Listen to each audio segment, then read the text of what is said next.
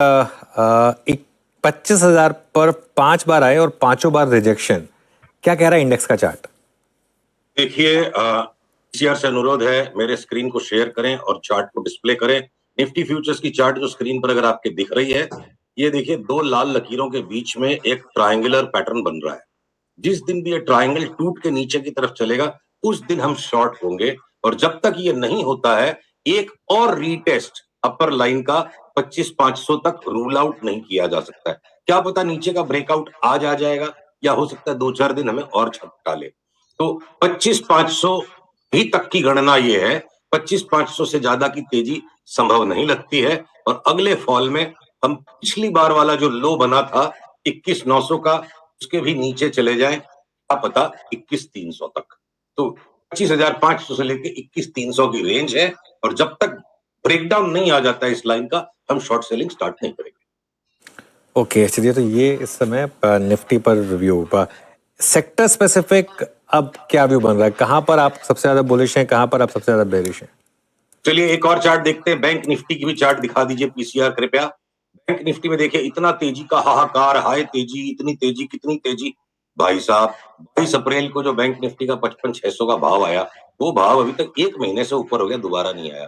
तो सबसे बड़ी कमजोरी, जब निफ्टी इतना भाग रही है उसके बावजूद बैंक निफ्टी हाँफ रही है, तो सबसे बड़ी कमजोरी लार्ज कैप्स में जो हमारे फर्स्ट कैंडिडेट्स होंगे शॉर्ट सेलिंग के, वो होंगे private sector banks, ICICI, HDFC, axis, आपके इंडसइंड बैंक, सारे के सारे प्राइवेट सेक्टर बैंक्स।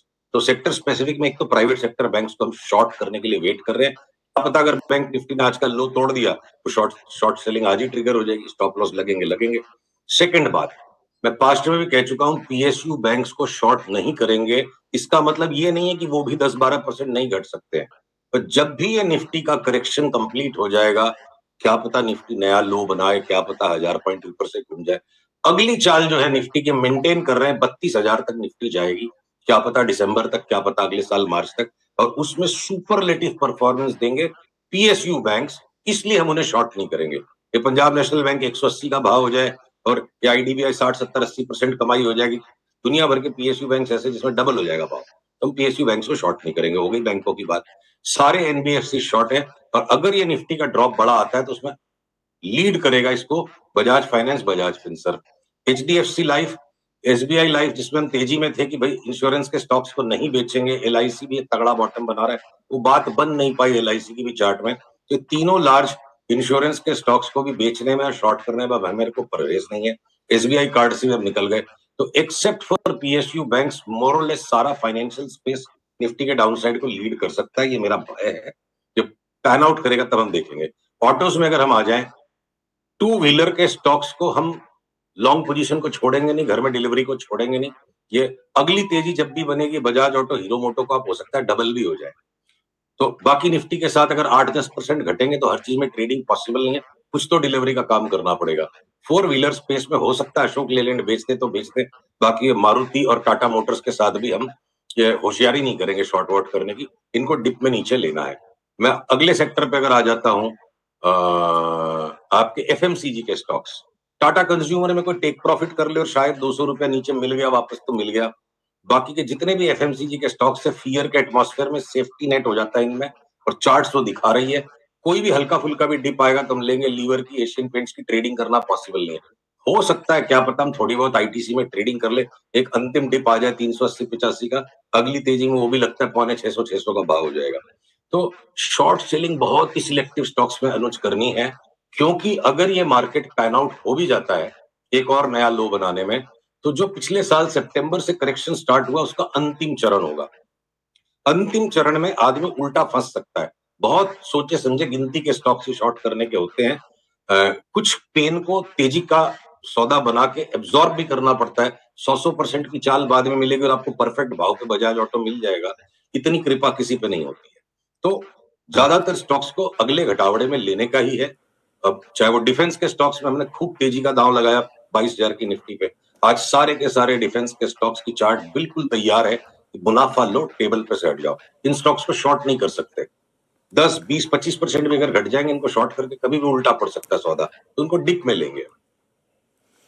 अच्छा सुशील जी, वो बीएससी की कॉल इंटैक्ट है ना? मतलब वो अब देखिए, वो बोनस एडजस्ट हो गया है तो प्राइस जो है नहीं नहीं नहीं, मैंने तो वो आपको आप पिछली बार भी कहा था कि ये बोनस से भाव घट जाएगा वाला कॉल नहीं है भाई। 7,500 का 2,500 हो गया। अब यहाँ से जब 1200 का भाव आएगा तब हमारा कॉल वर्कआउट होगा ना कि आधा हो गया। क्या पता 1200 के भी नीचे चला जाए, उसको टुकड़े टुकड़े में खेलेंगे। 1200 तक की संभावना है और हमारे को पूरी आजादी है कि कहीं चार्ट अगर पलट गई और 1200 तक जाए बिना 1600 में 1700 में कहीं पे भी घूम जाएगा तो हमें घूमना पड़ेगा। पर 1200 तक की गुंजाइश है, स्कोप है, ये मान करके शॉर्ट करके बैठे। ओके। अच्छा, अब एक और स्पेस जहां शानदार मोमेंटम रहा है वो है डिफेंस। और डिफेंस पर आप बुलिश भी रहे हैं। मैसिव मूव्स, एक एक महीने में 30-30% के रिटर्न्स। यहाँ पर अब क्या व्यू रहेगा आपका? आप बोलो तो मैं डिफेंस की सारी चार्ट्स आपको एक लाइन से दिखा दूं। अब हर जगह से टेक प्रॉफिट करके पैसा लेके साइड हटना है और वापस पुल बैक में लेंगे। पीसीआर इस चार्ट्स को खोलिए, देखिए बीएमएल में ग्रेवस्टोन दोजी बन रहा है। 5 वेव पैटर्न था ही नहीं, WXY है। टेक प्रॉफिट लास्ट के 50-500 रुपए और मिल जाएंगे, वो किसी को पता नहीं है। 2400 से 4300 आ गया। मुनाफा खाओ, घर लेके जाओ पैसा। जो पैसा घर गया ही नहीं वो आपका था ही नहीं। भारत डायनामिक्स में जो चाल आई है, ये इरेगुलर बी वेव है।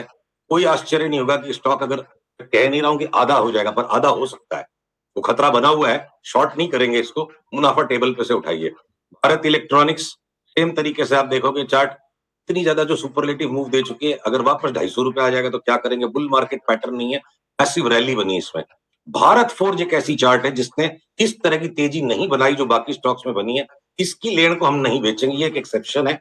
ये लॉन्ग पोजीशन हम मेंटेन करेंगे डिलीवरी की। और 1280 वाला अगर कोई कारण से 1210-20 भी हो गया तो 100-150 रुपए के लिए भारत फोर्ज में ट्रेडिंग नहीं कर सकते। इसकी अगली चाल 1800-1900 की लगती है। क्या पता स्टॉक स्पेसिफिक कुछ डेवलप होगा। कोचिन शिपयार्ड के अंदर में भी इसी तरह हम पुल बैक में लेंगे। इसका भी बड़ा उतना मुनाफा बना ही नहीं तो उसमें टेक प्रॉफिट क्या करोगे? गार्डन रिच के अंदर में आप टेक प्रॉफिट थोड़ा कर सकते हो। एक्सट्रीमली ओवर स्ट्रेच हो गए ये चार्ट। अगर अगर कोई 10-15% का डिप मिल जाता है तो वहां दोबारा लिया जा सकता है। और Hindustan Aeronautics serious profits and wait कहां तक नीचे जाता है तब हम देखेंगे। 3700-3800 में अगर बाइक पैटर्न आएगा तो लेंगे। सेम तरीके से आप मजगांव डॉक्स को भी देखो, हो सकता है कि ये वापस 2000 में मिल जाए। Take profit and get out. एमटा टेक्नोलॉजी जो बिल्कुल ही लगाड़ रह गया, चल ही नहीं पाया, वो भी भारत फोर्ज की तरह ज्यादा नहीं 10-1% घटेगा तो दोबारा लेंगे। भारत डिफेंस और सोलर इंडस्ट्रीज हो सकता है।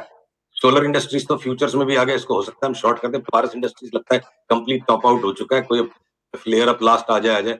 जिस दिन भी सोलर इंडस्ट्रीज हमें पिछले दिन के लो के नीचे नजर आ जाएगा उस दिन हम उसको शॉर्ट कर देंगे। मतलब डिफेंस के अंदर में हो गया एक बार का हो गया। जो पाकिस्तान का हमने करना था कर दिया। डिफेंस की हो गई तेजी, मुनाफा आ रहा है, उसको घर नहीं लाएंगे तो कागजी मुनाफे की कोई कीमत नहीं है। ओके, बिल्कुल। कोई एक आध और स्टॉक जो आपके रिडार पर हो, लार्ज कैप में जो रह गया हो, जिस पे चार्ट अच्छे लग रहे हो? देखिए दुनिया भर के ऐसे स्टॉक्स हैं, मतलब दुनिया भर के ऐसे स्टॉक्स हैं जिनको कि अगर ये मार्केट वाइड करेक्शन भी आएगा तो हमें बेचना नहीं है, टच नहीं करना है। एक तरफ हम बीएसई में शॉर्ट है पर सीडीएसएल के 100 शेयर बेचेंगे नहीं। कंटेनर कॉर्पोरेशन कोल इंडिया लिमिटेड 10% भी घट जाएगा परवाह नहीं, नीचे लेंगे।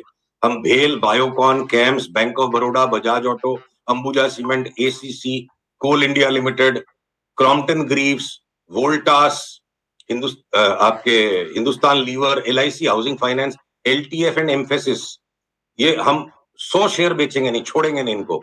एनटीपीसी, एचयूएल, नेस्ले, केईआई, ये सारे शेयर्स, इंद्रप्रस्थ गैस, इनको हम पकड़ के रखेंगे, छोड़ेंगे नहीं। और घटेंगे कोई तो हम और ले लेंगे। Pidilite, Petronet LNG, page industries, granules, Godrej consumer, federal bank, Exide industries, Zomato जिसमें हम रॉन्ग हो चुके हैं, जोमेटो नहीं बेचेंगे, पकड़ के रखेंगे। साइंट, सिंजेन, ये शेयर्स को ट्रेडिंग करने के शेयर्स नहीं है, बहुत बड़ी चाल है इनमें आगे। और 5-10% के करेक्शन के लिए निफ्टी अगर 15-17% घटेगी, ये स्टॉक्स 8-10% घटेंगे, उससे ज्यादा का घटावड़ा नहीं लगता है। तो आप जीरो पोजीशन करके कंप्लीटली शॉर्ट तो कोई नहीं हो सकता है। चलिए सुशील